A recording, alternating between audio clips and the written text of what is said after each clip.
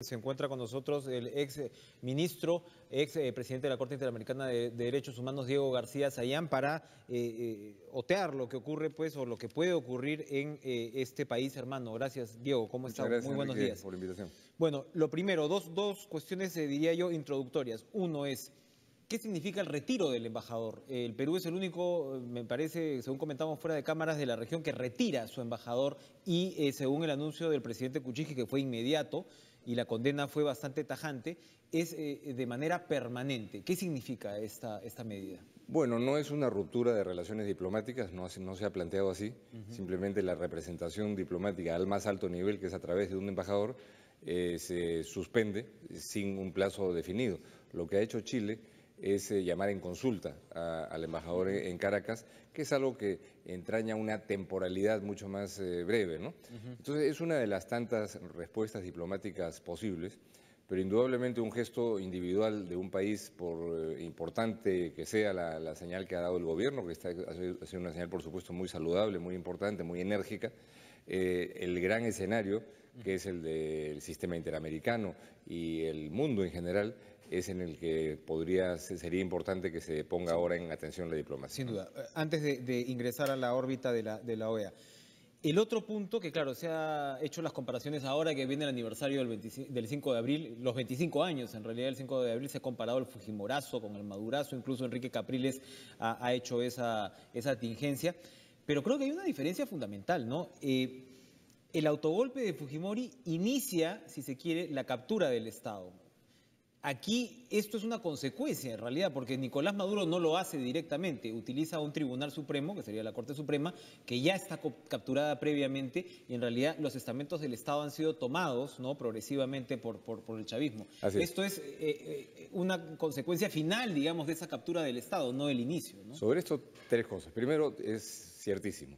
Este es un proceso de socavamiento del poder del Parlamento que viene desde enero del año 2016, que es cuando se instala este Parlamento con mayoría opositora. Desde esa fecha hasta la actualidad, la Corte Suprema ha dictado 56 sentencias diversas recortándole atribuciones al Congreso. De manera que este es un proceso, digamos, de gangrena al papel del Poder Legislativo. En segundo lugar, ahora, a diferencia del año 92, existe la Carta Democrática Interamericana.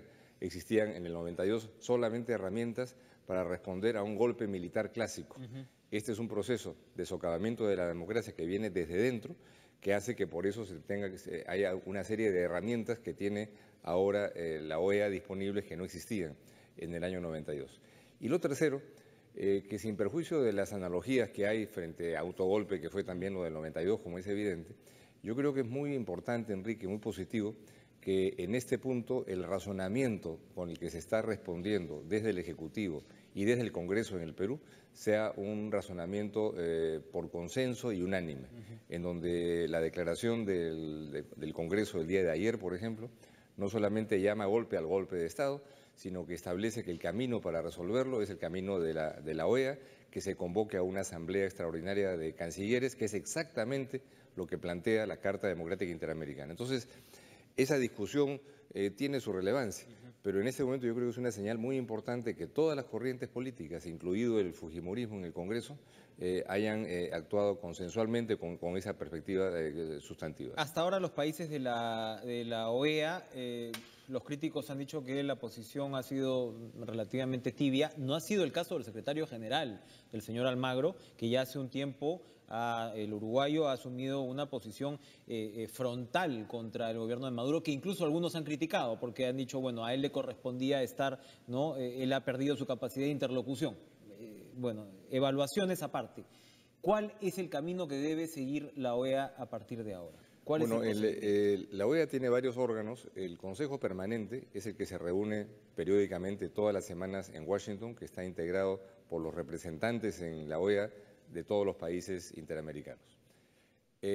¿Cuál es el procedimiento previsto en la Carta cuando hay una ruptura del orden democrático, que es la aplicación del artículo 20 de la Carta Democrática? Lo ha planteado ya en su informe de la semana, de la semana pasada el secretario general, que se reúne el Consejo Permanente, discute la cuestión y si consideran, por mayoría, que se ha roto el orden democrático, pueden convocar a una asamblea extraordinaria de cancilleres. Esa asamblea extraordinaria de cancilleres analiza la situación y es esa asamblea la que por una mayoría calificada puede suspender al país en cuestión, en este caso sería Venezuela, de la membresía de la OEA. ¿Se comienza por la suspensión o, como dice Alan Wagner en algún medio, hoy hay una serie de medidas previas que se toman ya con la activación de la Carta Democrática? Bueno, las medidas previas se han ido tomando, pero digamos, no son incompatibles, ¿no? Porque el Consejo Permanente convoca a la Asamblea y la Asamblea puede decir perfectamente que se hagan determinadas cosas en el plano diplomático y si eso no funciona, que se suspenda. Pero lo que sí es cierto es que simultáneamente a cualquier medida de sanción como una suspensión, la OEA está obligada, aunque eso suene en este momento medio absurdo, a promover diálogos y promover a través de la diplomacia una salida a la crisis. Antes de decretar una... En simultáneo, porque la suspensión no implica que se pierda el contacto con el gobierno. Hay quienes, líderes políticos, incluso de repente en algunos momentos más pegados a la izquierda, que reclaman todavía pues la promoción del diálogo como única salida posible. Usted creo que bien lo dice, la OEA de manera un tanto absurda está obligada a seguir promoviendo el diálogo, pero lo cierto es que hasta ahora los diálogos no han surtido ningún efecto, ni siquiera en lo más elemental, como es la liberación de presos políticos, la restitución de ciertos derechos, el tema de que Venezuela pueda aceptar ayuda humanitaria para resolver la grave crisis, ayuda humanitaria internacional. Y uno además, para terminar la idea, se pone a pensar, usted habla de una gangrena, es de un régimen de una incrustación de tal naturaleza que uno se pregunta el grado de corrupción, incluso nexos con el crimen organizado, como hemos visto en algunos casos, cómo podrá estar esa cúpula militar. Es decir, no pareciera que el diálogo fuera a llegar a ningún buen puerto en términos de una transición democrática. Totalmente cierto, porque además el diálogo ha existido no a través de la OEA, porque con la OEA ha habido una tensión muy grande en los últimos meses. Ha habido un diálogo con 3 expresidentes, encabezados por Rodríguez Zapatero de España, con participación del nuncio. Se han llegado a algunos acuerdos y ninguno de estos acuerdos se ha cumplido, ¿no? Entonces, el paso siguiente, lógico, tendría que ser que se analice esto como una ruptura del orden democrático, porque no era el proceso de erosión que ya se estaba produciendo, que es indudablemente un golpe de Estado con otro nombre, y que se apueste a la suspensión. Sin embargo, para la suspensión se requiere una mayoría calificada de 2/3, y es muy probable que esa mayoría calificada de 2/3 no la tenga la Asamblea General de la OEA, porque el número de países que ha producido en los últimos días un comunicado bastante crítico sobre la situación de Venezuela hasta hace 2 días, anterior a la sentencia esta de la Corte Suprema, es de 20, y para 2/3 se necesitan más países. Entonces, esa discusión probablemente no lleve a que se acuerde la suspensión en la Asamblea General, que podría producirse, me imagino, la próxima semana a más tardar, pero sí puede resolverse por mayoría, para la mayoría que existe, adicionales gestiones políticas por parte de la comunidad internacional. Evidentemente, si la Unión Europea ya se pronunció críticamente con el golpe de Estado, aunque no utiliza, cierto, ese nombre, el conjunto de los países de América, Estados Unidos, el principal consumidor del petróleo que exporta Venezuela, hay una serie de cartas sobre la mesa que el mundo puede utilizar y la OEA puede ser el que insta a ese tipo de acciones y de gestiones en uso de sus atribuciones. Aquí no hay ninguna injerencia en asuntos internos, porque te quiero recordar algo, Enrique. Yo era canciller cuando el Perú puso en agenda la idea de una Carta Democrática Interamericana y personalmente me tocó negociar con los cancilleres, entre ellos el canciller de Venezuela. Venezuela participó activamente en la redacción y aprobación de la Carta Democrática en el año 2002 y interesante, el primer país en el que se utilizó la Carta Democrática Interamericana con el frustrado golpe contra Hugo Chávez en abril del año 2002 fue precisamente Venezuela. Y estuvieron, por supuesto, de acuerdo con que se utilizara. Ahora salen con el argumento de que la Carta Democrática es un instrumento del imperio y que eso es afectar la soberanía cuando es una herramienta para restablecer la democracia, que es lo que hoy día con imaginación tiene que hacerse. Si es que no se consigue los 2/3, la OEA tiene la necesidad de utilizar todos los escenarios posibles que plantee la diplomacia y si en algún momento la crisis interna la movilización social que pareciera empieza a producirse lleva a una situación de tensión que reabre caminos de diálogo con alguna viabilidad mayor, naturalmente la OEA tendría que participar y promover eso. Dos puntos ahí para terminar, Diego. Uno es, claro, se puede hacer uso, como usted dice, la Unión Europea, Estados Unidos tienen sus mecanismos bilaterales casi, ¿no?, para poder imponer sanciones, pero ahí al mismo tiempo tienes una crisis humanitaria que hay que ver que esas sanciones tampoco agraven esa crisis humanitaria que es terrible, ¿no? Por Para supuesto, empezar, por supuesto. ¿no? Por Entonces supuesto. yo me imagino que hay que tener una suerte de balance.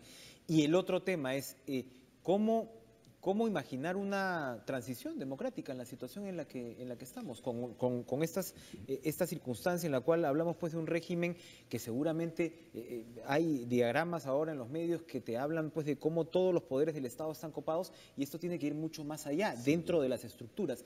¿Cómo usted, que tiene experiencia internacional en algunos casos extremos, cómo se podría organizar una transición democrática? Vamos a lo esencial. Sin llegar a un baño de sangre, porque en realidad tampoco nadie quiere una intervención militar extranjera, ¿no? Por supuesto, y eso no creo que sea en la agenda de nadie, ¿no? Pero vamos a lo esencial. Todas estas cosas de las que hemos hablado ahora, la acción de la OEA, la acción de la Unión Europea, Estados Unidos, lo que fuera, son en cualquier circunstancia crítica como esta, en un país de tamaño mediano, absolutamente secundarias. Son complementarias a lo esencial que se juega dentro del país, como ocurrió aquí en el Perú en el año 2000. De manera que si la movilización social se hace más intensa, algo muy importante que en Venezuela no se ha producido de manera clara en los últimos meses, la unión y cohesión de la oposición, que en el Perú sí existió en el año 2000, es un factor absolutamente esencial para producir las condiciones políticas internas del cambio.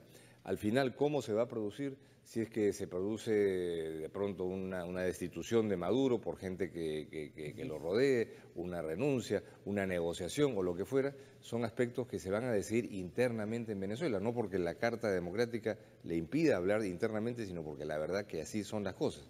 Entonces, hay una responsabilidad enorme de la oposición democrática en Venezuela para atender, primero, la necesidad de una unidad muy consistente en la acción y en los objetivos, y naturalmente atender esta situación humanitaria que hace que sea apremiantemente urgente, ya no es un tema conceptual de democracia y de afectación de los derechos de los parlamentarios, sino de la vida, de la salud, porque en los hospitales no hay medicinas, que hace que este sea ya un tema que lleve a la necesidad de una urgencia, pero lo esencial es que todo esto tiene que resolverse al final de la historia internamente y que no existen organizaciones en el mundo, ni la OEA, ni las Naciones Unidas, ni el Consejo de Seguridad, que puedan resolver una crisis que la tienen que resolver básicamente los nacionales.